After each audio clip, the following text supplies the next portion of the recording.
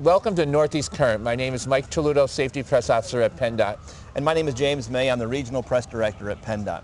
As you can see behind me, we have the Christmas tree up and there's snow on the ground, meaning it's that time of year in which there are a lot of people on the roads traveling. Many folks, as they say, are traveling over the river and through the woods to grandmother's house. And what do they say, from Atlantic to Pacific? Gee, the traffic is terrific. So it's that time of year where there's a lot of folks on the road. You have a combination of things that are happening here in northeastern Pennsylvania with the snow and the ice that's on the road. Along with that, you also have a lot of people traveling because of the holidays.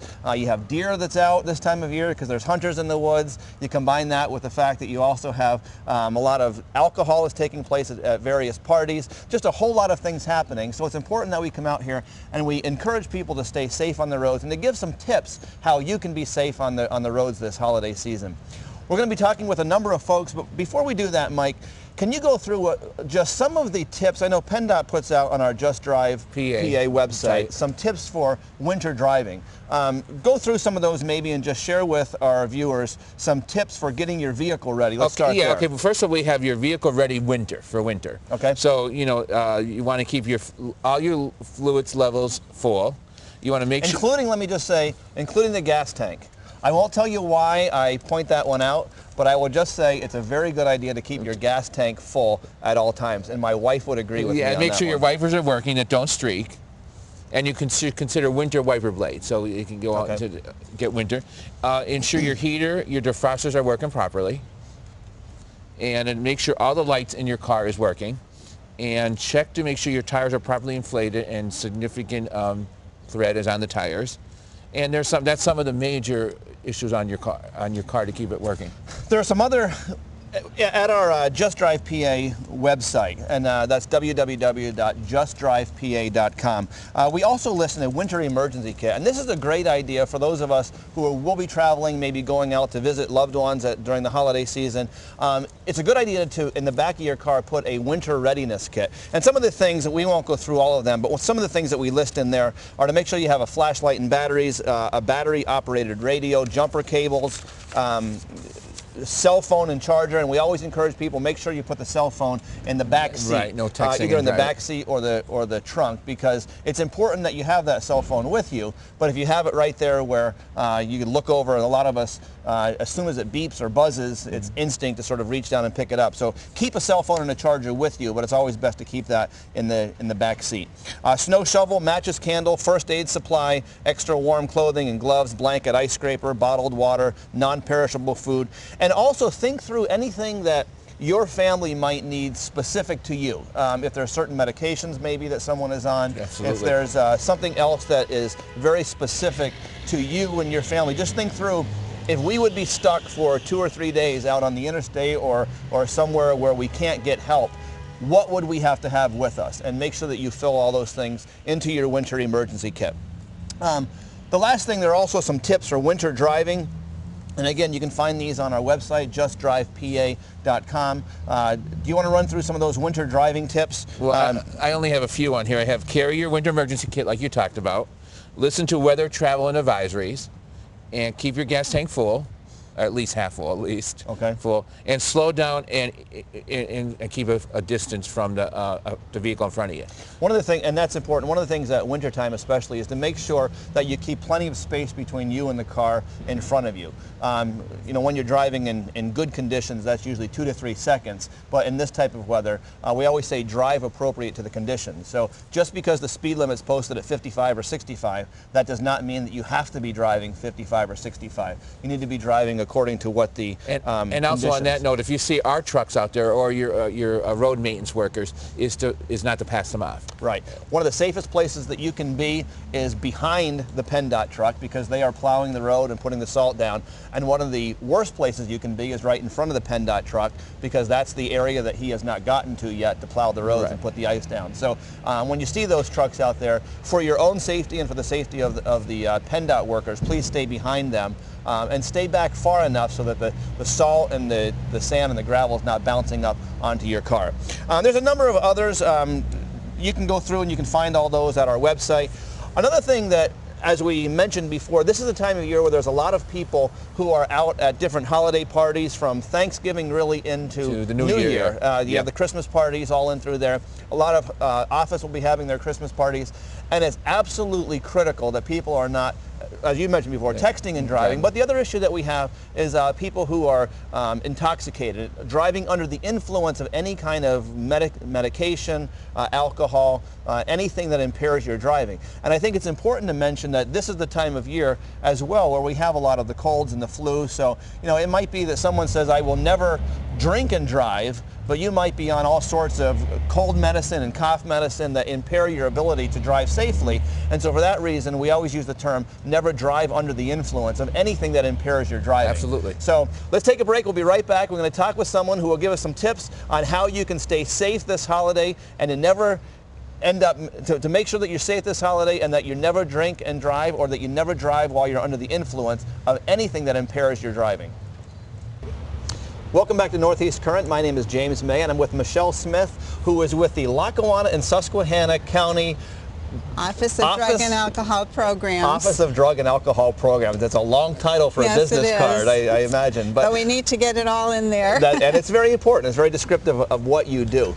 We're in the middle of our, what we call Operation Safe Holiday. And for this year, because Thanksgiving and Christmas fall so close to each other, Thanksgiving being late this year, from PennDot's end, we have two different events that we're focusing on. First was our Click It or Ticket that we did around the Thanksgiving time frame. And then once we wrapped up the Click It or Ticket, we moved into our Drive Sober or Get Pulled Over, part of the big Operation Safe Holiday.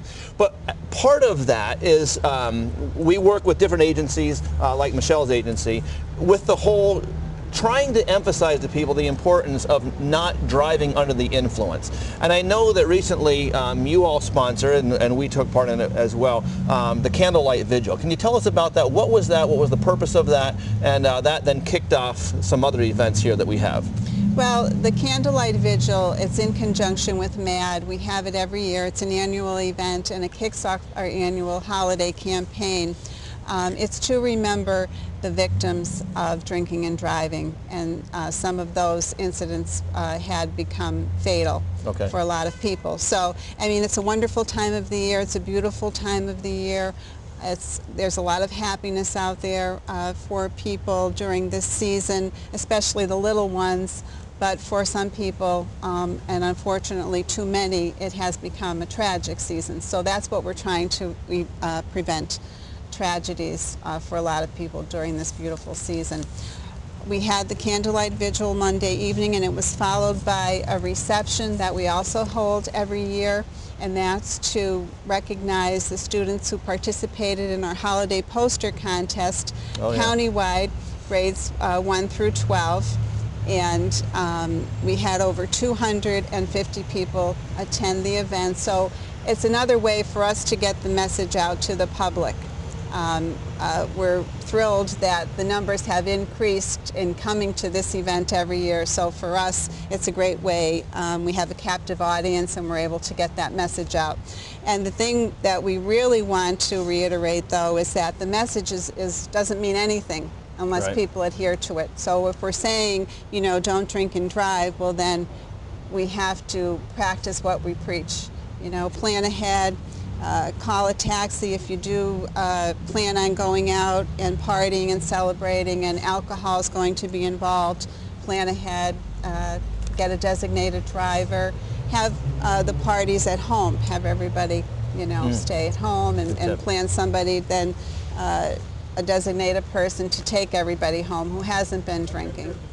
So I attended that event last year as well, and it's very sobering to be there with all of these people who have lost loved ones due to somebody else driving under the influence of alcohol or drugs. And you know, you look at this, and anytime you lose somebody really before it was their time, you know, someone who's not older, it's always difficult. But something like this, when you begin looking into the faces of these people and talking to them and realizing that they lost their loved one because of a decision that somebody else made that very easily could have been prevented. I mean, this is not like cancer that we don't have a cure for, or a prevention, or you know, a homicide that could have been stopped. This is something that just somebody out there made the decision to get behind the wheel while they're under the influence of alcohol or drugs or distracted driving even.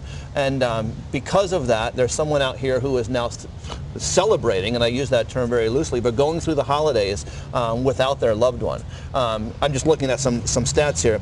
Last year, the numbers say that there were over 100 crashes at the Christmas time in which alcohol was involved, and at New Year's there were about 130 crashes in which alcohol was involved. And you know, with those, you have people who are injured, you have the fatalities, and just what should be a wonderful time of year and ends up being hampered because people choose to get behind the wheel while intoxicated.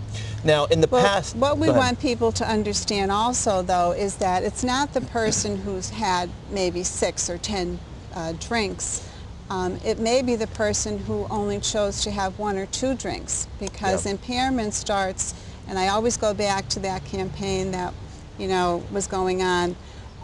Impairment starts with the first drink, okay? And that person also, you had mentioned before, maybe they had a cold or the flu and took some medication, or somebody who's on blood pressure medication and has taken maybe 1 drink. Well, people don't realize the effects of mixing the alcohol with some other drugs, the effect that can have on them, and they really don't know that until they get behind the wheel of that car, how it has impaired them. So, you know, that's what we want people to understand also. You can only have maybe 1 or 2 drinks, and some people have that mindset when they do plan to go out there. They say, well, I'm only going to have a drink or 2. Well, a drink or 2 can cause these tragedies that, you know, we're talking about. And there's a commercial that's real popular right now. I've heard it on the radio a number of times, where there's 2 young people and they're in a car and they get into a crash, and the one girl is being taken away in the ambulance, and she's screaming for help and she's crying out, and then the driver says, but I was only buzzed, and she comes back and says, well, okay, then I'm okay. And then, you know, it's obvious that even if you're only buzzed and you end up injuring or killing somebody, to say I was only driving while buzzed doesn't take away from the impact. I mean, if you're driving drunk and you kill somebody, or if you're driving buzzed and you kill somebody, either way there's somebody who's dead because of your decision to drive while impaired.